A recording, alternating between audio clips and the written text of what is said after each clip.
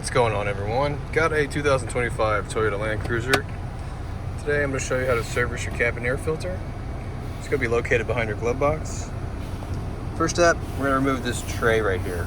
So we're just going to grab this tray from this corner, pull it out towards you, just like this.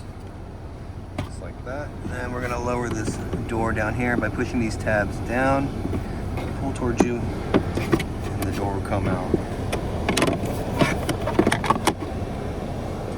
Another door we're going to have to take off. This door here, you have a locking clip right here that we need to squeeze these tabs and then release it.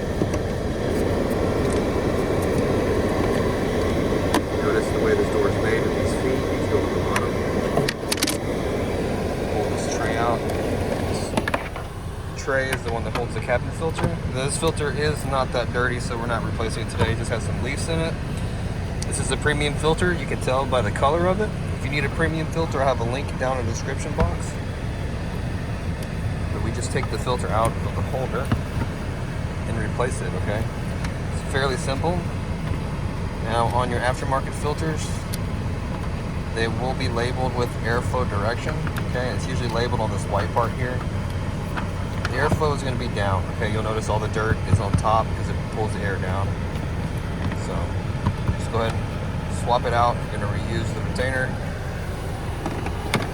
Go back over here and slide it in here. Make sure it's all the way back into the back. Need a nice gap right here for these feet. Go ahead and push the left side door on first and then lock it on like that. Now the bottom part of this needs to go on first and then we just slide it on like that.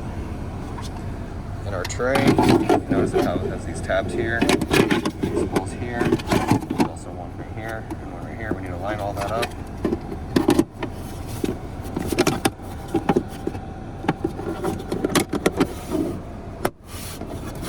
Push that on there like that, we're all done.